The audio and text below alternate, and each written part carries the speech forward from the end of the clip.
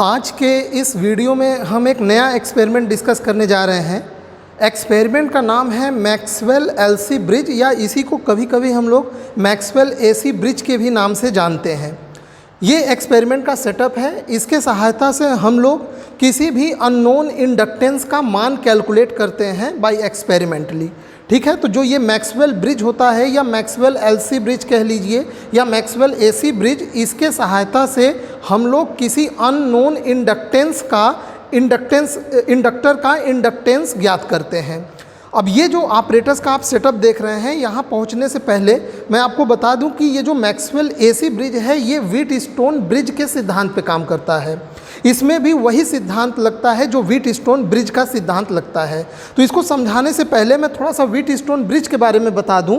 देखिए, Wheatstone bridge के बारे में आप सभी लोग जानते हैं कि व्हीटस्टोन ब्रिज जो है वो इस प्रकार से, इसमें 4 रेजिस्टेंस का इस प्रकार से अरेंजमेंट बनाया जाता है कि इसके सहायता से हम किसी भी एक अननोन रेजिस्टेंस का मान निकाल सकते हैं। तो यहाँ पे ये 4 रेजिस्टेंस इस प्रकार से एक चतुर्भुज, जिसको चतुर्भुज के 4 भुजाओं से जुड़े होते हैं, और बीच में यहाँ पे डायगोनली एक ये गैल्वेनोमीटर जुड़ा होता है, और यहाँ पे ये बैटरी लगा होता है। अब बैलेंस कंडीशन में आप लोग जानते हैं कि ये जो है P/Q बराबर R/S, मतलब ये रेजिस्टेंस बटे ये रेजिस्टेंस बराबर दिस रेजिस्टेंस बटे दिस रेजिस्टेंस। ये ऐसे भी हो सकता है P/R बराबर Q/S, यहाँ से आप देख सकते हैं। ये बैलेंस कंडीशन में होता है व्हीटस्टोन ब्रिज के। अब बात यह है कि ये व्हीटस्टोन ब्रिज का बैलेंस कंडीशन क्या होता है। देखिए, बैलेंस कंडीशन में हम ये रेजिस्टेंस को इस प्रकार से सेट करते हैं कि ये जो C टर्मिनल देख रहे हैं और जो D टर्मिनल देख रहे हैं, इन दोनों का जो पोटेंशियल डिफरेंस है वो सेम हो जाता है। यानी C और D का पोटेंशियल सेम हो जाता है, पोटेंशियल C और D पॉइंट का सेम हो जाएगा, जिसके कारण C और D टर्मिनल के बीच में पोटेंशियल डिफरेंस 0 हो जाएगा। मैं फिर से बोल रहा हूँ, ये चारों रेजिस्टेंस को इस प्रकार से इसमें सेट किया जाता है कि C और D पॉइंट का विभव जो होता है, जो पोटेंशियल होता है, वो सेम हो जाता है। तो पोटेंशियल सेम हो जाने के कारण C और D पॉइंट के बीच का पोटेंशियल डिफरेंस 0 हो जाएगा। तो बैलेंस कंडीशन में जब आप यहाँ गैल्वेनोमीटर लगाएंगे और इसको आप ब्रिज को ऑन करेंगे तो इस गैल्वेनोमीटर में करंट 0 बताएगा, और जब ये बैलेंस कंडीशन में होगा तभी आप ये फॉर्मूला लगा सकते हैं P/Q बराबर R/S, और किसी भी अननोन रेजिस्टेंस का मान निकाल सकते हैं। मान लीजिए आपको 3 रेजिस्टेंस पता है, P, Q, R का वैल्यू पता है, S का वैल्यू नहीं पता है। इसमें एक रेजिस्टेंस कोई वेरिएबल होगा, आप उसको बदल के इसको ऐसे सेट करेंगे कि इस गैल्वेनोमीटर में करंट 0 बताने लगे। याद रखिएगा, गैल्वेनोमीटर में करंट 0 बता रहा है, इसका मतलब C और D पॉइंट के बीच पोटेंशियल डिफरेंस 0 है, और पोटेंशियल डिफरेंस 0 होने का मतलब हुआ C और D पॉइंट का पोटेंशियल बराबर है, तभी ये फॉर्मूला लगता है। तो ऐसे में जैसे ही ये बैलेंस हो जाएगा वैसे ही P, Q और R का मान रख देंगे, आपको S जो अननोन रेजिस्टेंस है मिल जाएगा। ये होता है व्हीटस्टोन ब्रिज का सिद्धांत। अब इसी से आप इसको कंपेयर करिए यहाँ पे मैक्सवेल ब्रिज को। देखिए, मैक्सवेल ब्रिज मैंने पहले ही बता दिया कि इससे रेजिस्टेंस नहीं, इससे इंडक्टेंस L का मान हम लोग कैलकुलेट करेंगे, सिद्धांत वही लगेगा। यहाँ पे देखिए, ये भुजा में एक रेजिस्टेंस, यहाँ पे वेरिएबल रेजिस्टेंस R1 लगा है और एक वेरिएबल कैपेसिटर C लगा है। इस C का मान हम यहाँ पे इस लगे नॉब के द्वारा कंट्रोल करेंगे। ठीक है, जैसे ये नॉब अगर यहाँ पे सेट है तो इस समय C का मान 0.47 है। अगर ये नॉब यहाँ पे ये देख पा रहे हैं, ये वाइट कलर का ही यही दर्शा रहा है। अगर ये नॉब यहाँ पे सेट है तो ये 0.33, यहाँ पे सेट है तो 0.22, और यहाँ पे आ गया तो 0.1, और ध्यान रहे माइक्रोफैरेड में है। तो यहाँ से हम लोग इस C के वैल्यू को कंट्रोल करेंगे। उसके बाद हम लोग आते हैं यहाँ पे दूसरा टर्मिनल। ये जो R1 है, इसको ध्यान रखिएगा, ये R1 यहाँ पे जुड़ा हुआ है, इसको हम लोग 1 किलो ओम पे यहाँ पे फिक्स कर देंगे। यहाँ पे ये 1 किलो ओम पे ये फिक्स रहेगा। इसको भी चाहे तो आप बदल सकते हैं, पर ये इसमें बहुत ज़्यादा, ये फार्मूले में इंडिपेंडेंट होता है, तो R1 के वैल्यू से कोई प्रभाव नहीं पड़ेगा। ये वाला टर्म हो गया। अब आइए ये दूसरा, ये जो R2 है, ये R2 यहाँ पे रेजिस्टेंस लगा हुआ है, जिसको बदलने के लिए यहाँ पे ये 2 नॉब दिए गए हैं। ये जो दोनों नॉब देख रहे हैं, ये R2 को ही बदलने के लिए हैं। जैसे ये मल्टीप्लायर देखिए यहाँ पे 10 ओम का मल्टीप्लायर है, यहाँ पे 100 ओम का। अब ध्यान दीजिए R2 का मान मैं कैसे सेट करूँगा, यहाँ पे देखिए ये 0 पे है, ये भी 0 पे है, तो इसका मतलब R2 कितना है, 0 ओम है। अच्छा, इसको मैं बढ़ा दिया एक खाने, तो देखिए R2 का मान कितना हो गया, 1 गुणे 100 यानी 100 ओम। अभी भी ये वाला जो मल्टीप्लायर है 10 का 0 है, तो ये हो गया 100 ओम। अच्छा, मान लीजिए ये 1 पे है, इसको मैंने यहाँ पे बढ़ा के 30 पे कर दिया, ये 3 पे, तो देखिए कितना हो गया, ये हो गया R2 1 गुणे 100 ओम, यानी इस समय ये 100 ओम हो गया, प्लस यहाँ पे देखिए ये 3 पे है, तो 3 गुणे 10 यानी 30, दोनों को जोड़ दीजिए तो ये आ जाएगा 130 ओम। मेरे ख्याल से आप समझ गए होंगे। एक इसको कैलकुलेट करके आप लोग देखिए, अपने से बताइए। यहाँ पे देखिए ये मैंने ये वाला जो 100 ओम का मल्टीप्लायर है इसको 2 पे किया है, तो 2 गुणे 100 यानी ये 200 ओम हो गया, प्लस अब इस मल्टीप्लायर को देखिए ये भी 2 पे है, तो 2 गुणे 10 ये कितना हो जाएगा, 20, दोनों को जोड़ दीजिए तो 220 ओम इस समय R2 है। तो ये नॉब कैसे प्रयोग करते हैं, मेरे ख्याल से ये आप लोग सीख गए होंगे इसमें। अब यहाँ पे ध्यान दीजिए, ये जो है ये R3 है, R3 भी फॉर्मूले में इंडिपेंडेंट होता है, इसकी जब हम लोग थ्योरी देखेंगे तो ये भी कहीं आप सेट कर देंगे तो कोई प्रभाव इस पर नहीं पड़ेगा। अब आते हैं हम लोग यहाँ पे, ये L, ये देखिए L के लिए है, L1 L2 L3, ये अननोन है, इसी का आपको मान निकालना है। मान लीजिए पूरे एक्सपेरिमेंट के दौरान आपने ये L1 पे सेट कर रखा है, तो आप इसका मतलब ये जो L है इस समय L1, यानी आप L1 के मान के लिए इस एक्सपेरिमेंट को परफॉर्म कर रहे हैं। आप यहाँ L2 पे सेट कर देते हैं तो इसका मतलब इस समय ये L2 के मान के लिए आप एक्सपेरिमेंट परफॉर्म कर रहे हैं और वहां से L2 का मान निकलेगा, और इस पे कर देते हैं तो L3। आप एक्सपेरिमेंट में किसी एक पे पहले सेट कर दीजिए, मान लीजिए मैंने L1 पे सेट कर दिया। अब ये मिली हेनरी में है, इसको याद रखिएगा। अब आ जाइए सबसे इंपॉर्टेंट टर्म, और यहाँ वाला जो टर्मिनल है ये R4 के लिए यहाँ पे ये 3 नॉब दिए हुए हैं, तो इनको भी उसी प्रकार सेट करना है जैसे हमने R2 को सेट किया था। अब जैसे मैं एक, चलिए आपको रीडिंग सेट करके दिखा रहा हूँ R2 कैसे। मान लीजिए R2 को ये क्यों सेट करना है ये अभी मैं बाद में बताऊंगा, पहले अभी आप इसको समझिए।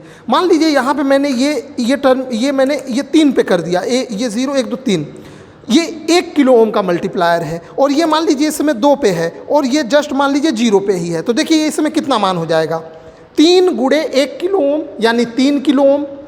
यहाँ पे देखिए ये है 2 गुणे 100 यानी 200, तो यहाँ पे 3 किलो ओम प्लस 200 ओम, और ये 0 है तो 0। क्लियर हो गया। अब देखिए यहाँ पे जैसे मान लीजिए मैं इसको यहाँ पे मैं इसको बढ़ा दिया 1 पे, अब देखिए ये कितना मान हो गया, 3 गुणे 1 किलो ओम यानी 3 किलो ओम, प्लस ये भी R4 के लिए है तो 2 गुणे 100 यानी 200, तो 3 kilo ohm plus 200 ohm plus यहाँ पे 1 गुणे 10 यानी 10, तो ये इस प्रकार से पूरा जोड़ दीजिएगा, ये R4 का मान आ जाएगा। ठीक है, तो इस प्रकार से ये सभी एक्सपेरिमेंट के एक एक पार्ट्स के बारे में मैंने आपको बता दिया। अब आते हैं थोड़ा सा इसका सर्किट पे। ये जो आप सर्किट देख रहे हैं इसको देखिए मैंने यहाँ पे बना दिया है। अब यहाँ पे आप लोग सारा फोकस करिए यहाँ पे। अच्छा, एक चीज़ रह गया, यहाँ पे ये जो है ये देखिए 1 किलो हर्ट्ज़ का यहाँ पे ऑडियो सिग्नल लगाया गया है। ये फिक्स्ड फ्रीक्वेंसी ऑक्सीलेटर है, यहाँ पे आप देख पा रहे होंगे, ये जो है ये फिक्स्ड फ्रीक्वेंसी ऑक्सीलेटर है। ये 1 किलो हर्ट्ज़ के फ्रीक्वेंसी का सिग्नल जनरेट करता है, जिसको हम लोग यहाँ पे लगाएंगे। आपने एक चीज़ गौर किया होगा कि व्हीटस्टोन ब्रिज में यहाँ पे डीसी बैटरी लगाते हैं, लेकिन ये एसी ब्रिज है तो यहाँ पे आप एसी सिग्नल लगाएंगे। ठीक है, तो यहाँ पे ये एसी ब्रिज है ना, तो ये एसी सिग्नल के लिए काम करेगा। व्हीटस्टोन ब्रिज में डीसी हम लोग बैटरी लगाते हैं, वो डीसी सिग्नल के लिए वो पूरा डिजाइन किया गया है। तो यहाँ पे ये जो लगाया गया है बैटरी के जगह, ये 1 किलो हर्ट्ज़ का एक सिग्नल लगाया गया है, ऑडियो रेंज के सिग्नल, ऑडियो रेंज का। अब ये ऑडियो रेंज क्यों, इस पे अभी मैं आता हूँ। और इसके बाद देखिए ये जो दोनों टर्मिनल है जहाँ पे आप व्हीटस्टोन ब्रिज में गैल्वेनोमीटर लगाते हैं, यहाँ पे लगाया जाता है हेडफोन। ये देखिए ये दोनों टर्मिनल यहाँ से निकाल के, ये एक टर्मिनल और ये 2 टर्मिनल दोनों ये ले जाके ये हेडफोन में जोड़ दिया गया है। क्यों हेडफोन में जोड़ा गया है इसको मैं बताने जा रहा हूँ, ध्यान से सुनिएगा। देखिए व्हीटस्टोन ब्रिज में आप बैटरी लगाते हैं, तो बैटरी के द्वारा जो भी करंट आएगा आप गैल्वेनोमीटर से उसका डिफ्लेक्शन देख लेते हैं। गैल्वेनोमीटर डीसी के लिए अच्छे से काम करता है, लेकिन यहाँ पे एसी सिग्नल के लिए आप यहाँ पे कोई इंस्ट्रूमेंट ऐसा नहीं लगाएंगे। ये ऑडिबल रेंज का है, तो ऑडिबल रेंज आप जानते हैं जो हमारा कान सुन सकता है, कितना सुन सकता है, 20 हर्ट्ज से 20 किलो हर्ट्ज। तो ये 1 किलो हर्ट्ज जो है वो ऑडिबल रेंज में आता है। तो अगर आपको ये चेक करना है कि इस वाले डायगोनल वाले भुजा में कोई करंट फ्लो कर रहा है कि नहीं, तो इसके लिए आप हेडफोन लगा दीजिए। अगर हेडफोन में बीप की आवाज़ आ रही है, इसका मतलब इस वाले भुजा में current, AC current, 1 kilo hertz का एसी करंट जा रहा है समझ में आया? इसीलिए ये हेडफोन लगाया जाता है डिटेक्ट करने के लिए, जो वहाँ पे गैल्वेनोमीटर लगाया जाता है। अब यहाँ पे जरा एक बार यहाँ पे आ जाइए, फिर से आप लोग इस पे ध्यान दीजिए। ये इस सर्किट पे आप लोग ध्यान देंगे, ठीक है? तो सर्किट में यहाँ पे ध्यान देंगे, इसमें भी वही सिद्धांत लगता है। R1 का इम्पीडेंस C1 का इम्पीडेंस पैरेलल में जोड़ दीजिएगा, दिस बटे दिस बराबर दिस बटे दिस। जब आप इसको सॉल्व करेंगे ना तो ये फॉर्मूला आता है L बराबर CR2R4। अभी मैं इसका यहाँ पे थ्योरी नहीं समझाऊंगा, थ्योरी के लिए मैं आप लोगों को अलग से एक एक्सपेरिमेंट का वीडियो बनाऊंगा, उसमें मैं आपको पूरी इसकी थ्योरी समझाऊंगा और कैसे ये फॉर्मूला आया ये मैं समझाऊंगा। आप चाहे तो अपने से भी कर सकते हैं। देखिए R1 रेजिस्टेंस है तो इसका इंपीडेंस R1 ही होगा। C1 का आप लोग जानते हैं 1/ωc होता है। यहाँ पे इस प्रकार से इसको पैरेलल में जोड़िएगा। फिर उसके बाद ये R2 है, ये सीरीज में है तो L का आप जानते हैं ओमेगा इंटू L, और ये R3 इसको सीरीज में जोड़ देंगे। तो ओवरऑल जब आप व्हीटस्टोन ब्रिज का फॉर्मूला लगा के दिस इंपीडेंस बटे दिस इंपीडेंस बराबर दिस इंपीडेंस बटे ये पूरे भुजा का इंपीडेंस जिसमें ये दोनों जुड़ेंगे, तो जब आप इसको सॉल्व करेंगे तो ये यही आएगा। फिलहाल अभी मैं इसको स्किप करता हूँ, थ्योरी वाला पार्ट अलग से वाइवा में बनाऊंगा। तो ये आ जाएगा L बराबर CR2R4। अब मैंने बोला कि यही अननोन रेजिस्टेंस है जिसका मान आपको निकालना है, ठीक है? तो अब इसके लिए आपको क्या चाहिए? इसके लिए C का मान चाहिए, R2 का मान चाहिए और R4 का मान चाहिए। अभी मैंने बोला कि व्हीटस्टोन ब्रिज के सिद्धांत पे काम करेगा, यानी हमें इसको बैलेंस करना होगा। तो बैलेंस हम कैसे करेंगे? हम लोग C, R2 और R4 का मान ऐसा सेट करेंगे कि ये भुजा में करंट जाना शून्य हो जाए, ज़ीरो हो जाए।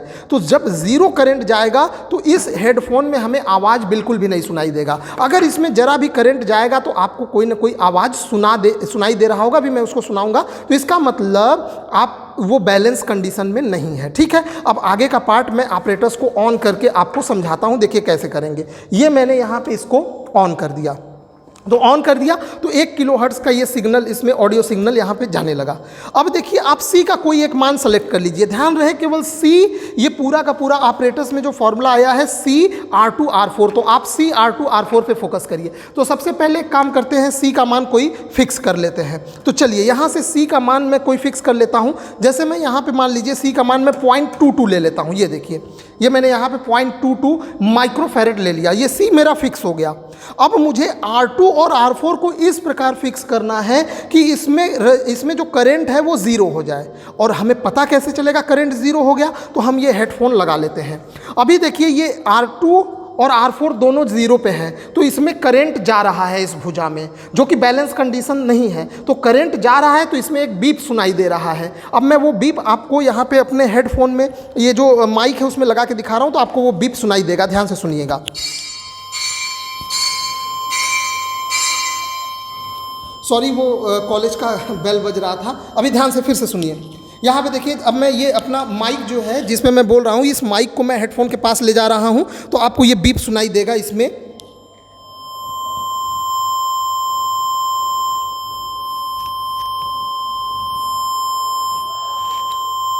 ठीक है, तो आपको इस बीप को क्या करना है? मिनिमम करना है। अच्छा, जब R2 और R4 वेरी करेंगे ना तो ये बीप की इंटेंसिटी भी वेरी होगी। अभी मैं आपको करके दिखा रहा हूँ, फिर 0 पे सेट करूँगा। यहाँ पे ध्यान दीजिएगा, ये देखिए,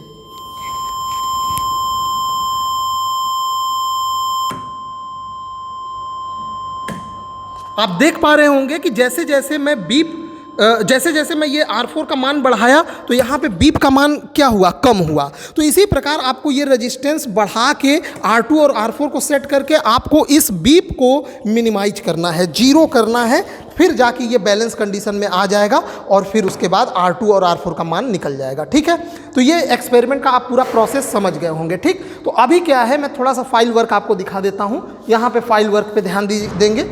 ये सर्किट आप लोग ये बना लीजिएगा, ये मैक्सवेल एलसी ब्रिज का ये कॉपी पे यही वाला सर्किट होगा फॉर्मूला। यहाँ पे ध्यान देंगे, थोड़ा फाइल वर्क देख लेते हैं। ये आपका ऑब्जेक्ट है, to determine the self inductance of a given coil by Maxwell LC bridge या एसी ब्रिज। आपको क्या चाहिए? ऑपरेटर्स में चाहिए एन ऑडियो फ्रीक्वेंसी ऑक्सीलेटर, तो ये हमारा ऑडियो फ्रीक्वेंसी ऑक्सीलेटर है। फिर उसके बाद चाहिए हेडफोन चाहिए, जो आप यहाँ पे हेडफोन आप इस टर्मिनल पे लगाएंगे चेक करने के लिए कि उसमें कितना करंट जा रहा है या नहीं। आपको चाहिए रेजिस्टेंस बॉक्सेस, तो रेजिस्टेंस बॉक्स इसी में इनबिल्ट है। ये R4 का रेजिस्टेंस बॉक्स है ये तीनों, और ये R2 के लिए रेजिस्टेंस बॉक्स है। बाकी R1 और R3 के लिए भी है, पर वो फॉर्मूले से इंडिपेंडेंट है तो हम उस पर फोकस नहीं करेंगे। उसके बाद यहाँ पे आप देख पा रहे होंगे एक इंडक्टेंस कॉइल ये इसी में लगा हुआ है। 3 इंडक्टेंस कॉइल है, तीनों का आपका मान निकालना है। फिर उसके बाद आ जाइए वेरिएबल स्टैंडर्ड कैपेसिटर, तो ये हमारा वेरिएबल स्टैंडर्ड कैपेसिटर है, ये C जो लगा है इसको यहाँ से वेरी कर रहे हैं। फिर उसके बाद यहाँ पे आ जाइए एक पावर सप्लाई चाहिए, कनेक्शन वायर्स, तो ठीक है ये हो गया। और उसके बाद द सेल्फ इंडक्टेंस, ये इसकी थ्योरी जब आप सॉल्व करेंगे तो L का फॉर्मूला आता है CR2R4। C यहाँ पे वैसे यहाँ पे C माइक्रोफेरेड में दिया है, आप इसको फेरेड में रखिएगा। फेरेड में रखेंगे, ये ओम में रखेंगे तो ये हेनरी में आएगा। लेकिन अगर आप C को माइक्रोफेरेड में ही रख देते हैं तो ये जो पूरा आपका मान आएगा वो आएगा मिली हेनरी में। ध्यान दीजिएगा, अगर C को आप माइक्रोफेरेड में ही रखेंगे तो मिली हेनरी में आएगा, अगर फेरेड में रखेंगे तो ये हेनरी में आएगा। आगे बढ़ते हैं, ऑब्जर्वेशन टेबल। तो यहाँ पे ये एक बच्चे का फाइल मैं दिखा रहा हूँ, ये पहले से एक्सपेरिमेंट किया गया है। इसी फाइल पे मैं आपको वेरीफाई करके दिखा देता हूँ, क्योंकि फाइल बनाने में बहुत ज़्यादा समय लग जाता है। तो इसी फाइल पे आप लोग देख लीजिएगा, डाटा मैं इसी पे वेरीफाई करा देता हूँ आपका, ठीक है। तो यहाँ पे देखिए, सबसे पहले हम लोग C का कोई मान फिक्स कर लेते हैं। अच्छा, L1 के लिए है, तो यहाँ पे आपने ये किस पे सेट कर दिया है, ये देखिए ये आपका L1 पे है, तो आप L1 के लिए ये एक्सपेरिमेंट कर रहे हैं। तो C का मान एक काम करिए 0.22 है, तो चलिए इसी को मैं कर रहा हूँ 0.22। ये देखिए मैंने सेट ही किया है 0.22 पे, ये देखिए ये 0.22 माइक्रोफेरेड। तो C का मान कितना लिख देंगे, 0.22 माइक्रोफेरेड। अब आगे बढ़ेंगे, R2 और R4 को हम ऐसा सेट करेंगे कि हमारे हेडफोन का आवाज़ क्या हो जाए, बीप जो है वो ज़ीरो हो जाए। बीप ज़ीरो होने से क्या होगा, इसमें करंट नहीं जाएगा तो वो हमें सुनाई नहीं देगा, क्योंकि हमारा ये जो सिग्नल है ये ऑडियो रेंज का है, इसीलिए वो हमें हेडफोन में सुनाई दे रहा है, ठीक है। तो चलिए मैं इसको वेरी कर रहा हूँ। देखिए एक चीज़ ध्यान दीजिएगा, मैं एक बार और आपको बीप सुना दे रहा हूँ और ये वेरी करके दिखाऊंगा। वेरी करने में थोड़ा समय बैलेंस करने में, मतलब बीप को ज़ीरो लाने में थोड़ा समय लगता है, क्योंकि ये काफ़ी जो है सेंसिटिव एक्सपेरिमेंट है। देखिए यहाँ पे ध्यान दीजिएगा, ये बीप,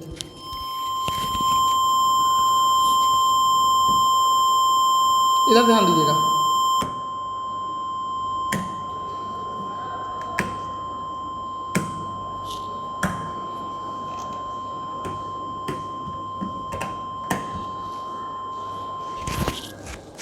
तो इसी प्रकार से इसको वेरी करके ये बीप को मिनिमम किया जाता है, ठीक है। मैंने इसी तरह ये अंदाजे ही किया है, क्योंकि अभी मुझे मिनिमम करने के लिए हेडफोन लगाना पड़ेगा अपने कान में, तब जाके ना मैं मिनिमम कर पाऊंगा। तो देखिए अब मैं इन्हीं के रीडिंग के अनुसार आपको दिखा देता हूं कैसे। जैसे देखिए पहले R4 को सेट करना है, पहले R4 को सेट करते हैं।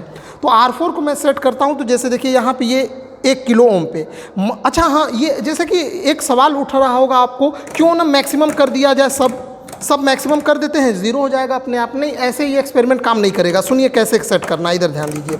सबसे पहले आप क्या करेंगे, इसको बढ़ाएंगे। मान लीजिए आपने 1 किलो ओम किया, 2 किलो ओम किया, अभी बीप कम हुआ, 3 किलो ओम किया तो भी कम हुआ। अब मान लीजिए 3 से 4 किलो ओम करने पे कोई बीप के इंटेंसिटी में परिवर्तन नहीं हुआ, बीप उतना ही का उतना ही है, तो आप इसको उतना ही पे छोड़ दीजिए। अब इस पे बढ़िए, अब इसको बढ़ाएंगे। मान लीजिए ये बढ़ाने पे थोड़ा सा कम हुआ, ठीक है, अच्छी बात, थोड़ा सा और कम हुआ, ठीक। अब इसके बाद बढ़ाने पे कम नहीं हो रहा है तो बस यहीं पे रोक दीजिए।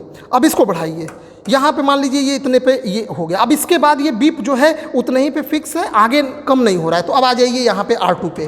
तो R2 को सबसे पहले आप इसको बढ़ाइए, ये मैंने यहाँ पे बढ़ा दिया, ठीक है।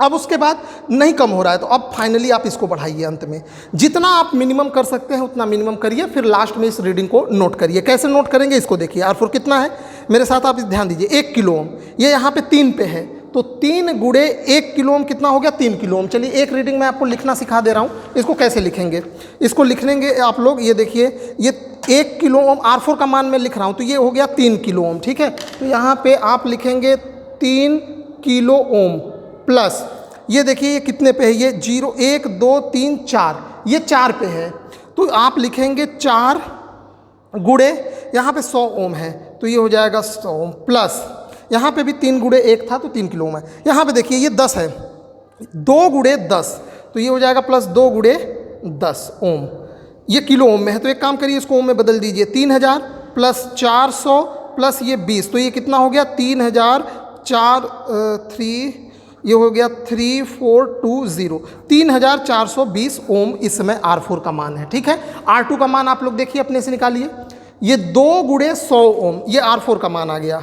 अब R2 का मान निकालेंगे, 2 गुणे 100 ओम प्लस यहाँ से देखिए 3 गुणे 10 ओम, 3 गुणे 10 ओम, तो ये कितना हो गया 200 प्लस 30, ये हो गया 230 ओम। तो ये R2 का मान हो गया, ये R4 का मान, और C का मान कितना है 0.22 माइक्रोफैरड। आप इसको रख देंगे, आपका L का मान आ जाएगा। L बराबर होता है CR2 R4। तो इतना सिंपल एक्सपेरिमेंट है, ये ऐसे कर सकते हैं।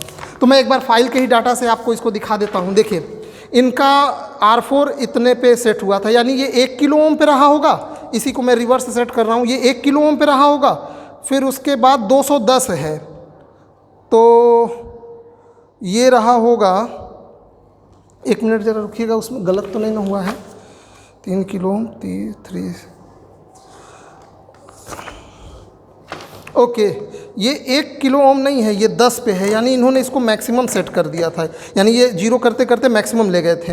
तो ये 10 पे है, तो ये देखिए ये 10 किलो ओम, फिर उसके बाद 210 है, तो ये 2 पे रहा होगा, फिर ये रहा होगा 1 पे। ये रीडिंग है, ये वाला जो आप देख रहे हैं यहाँ पे 10210। देखिए यहाँ से देखिए 10, यानी ये 10 किलो ओम, ठीक है। तो 10 किलो ओम प्लस यहाँ पे 200 प्लस 10, तो 210, ठीक है, इतना ओम यहाँ पे है। समझ गए ना कैसे सेट करना है। इसी प्रकार आप ये एक बार और कर लीजिए, सी यहीं पे है, दोबारा इसी को रिपीट कर लीजिएगा, कहीं ऐसा तो नहीं थोड़ा वेरिएशन आ रहा है, तो उसको आप लोग कर लीजिएगा। फिर उसके बाद ये एक ही एक्सपेरिमेंट को इन्होंने 2 बार किया है सेम कैपेसिटेंस पे, तो लगभग ये इस पे आया है। तो इन्होंने फिर बाद में इसका एवरेज ले लिया। जैसे मैं एक आपको कैलकुलेशन दिखा देता हूँ, यहाँ पे देखिए फॉर L1 के लिए इनका ये देखिए C का मान 0.22, और उसके बाद R2 का मान कितना है 120, और यहाँ पे R4 का मान कितना है 10210 ओम। तो इसका आप पूरा गुणा करेंगे तो ये आ रहा है 269.5।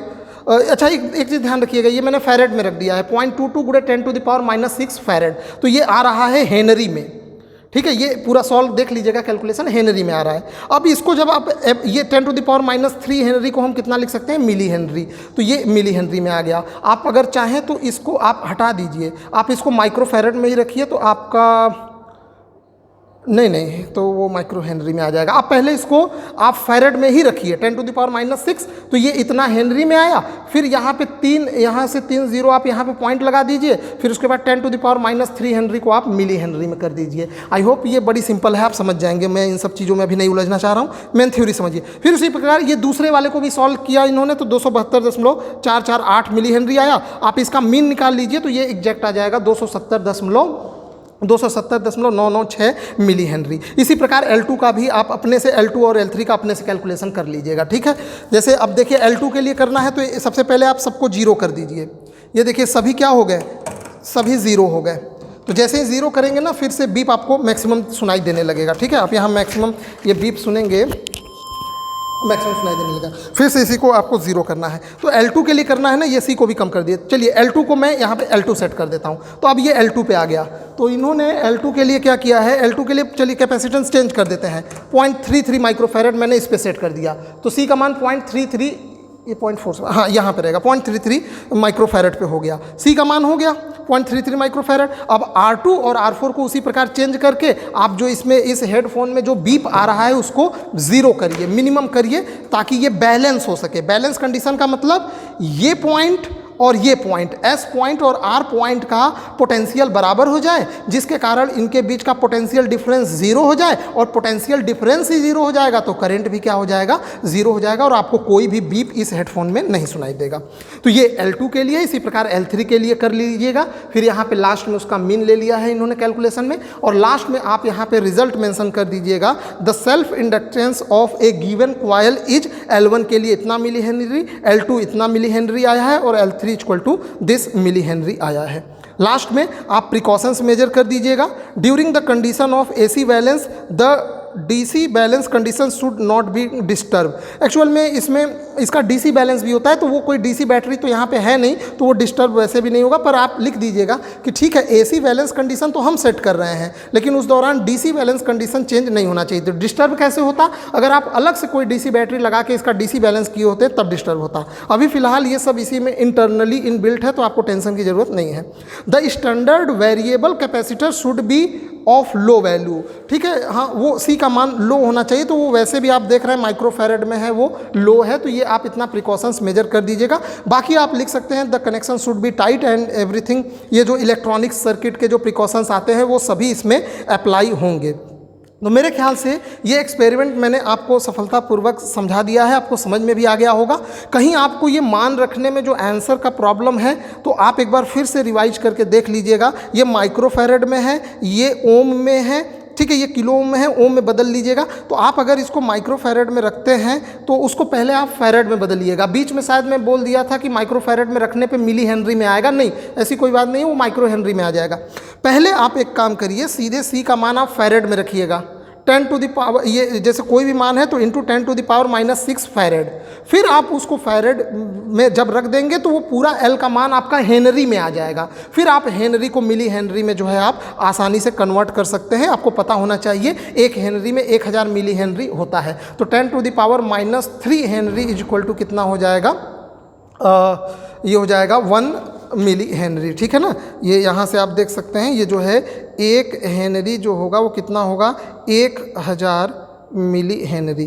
तो यहाँ पे ये आ जाएगा 1 मिली हेनरी बराबर ये हो जाएगा 10 टू द पावर -3 हेनरी। तो इतना पे सेट कर लीजिएगा 10 टू द पावर -3 हेनरी को, फिर इसमें एब्जॉर्व करा दीजिएगा 1 मिली हेनरी में। जैसा कि यहाँ पे कैलकुलेशन में आप देख सकते हैं, यहाँ पे है भी, ये पहले आप यहाँ 10 टू द पावर -6, ये माइक्रो फैरेड में है तो फैरेड में रखिए, 10 टू द पावर -6 हेनरी यहाँ पे आएगा। फिर इस मान को आप यहाँ पे 3 मान एब्जॉर्व करा दीजिए पॉइंट में, यहाँ पे पॉइंट लगा देंगे तो -3 बचेगा, इतने आप हेनरी को आप ये मिली हेनरी में कर दीजिएगा, पूरा मान आ जाएगा मिली हेनरी में, ठीक है। तो आई होप आपको वीडियो पसंद आया होगा। इसी प्रकार का एक्सपेरिमेंट और थ्योरी के भी वीडियो देखने के लिए हमारे चैनल सब्सक्राइब कर लीजिए। वीडियो देखने के लिए आपका बहुत बहुत धन्यवाद। मिलेंगे किसी नेक्स्ट वीडियो में।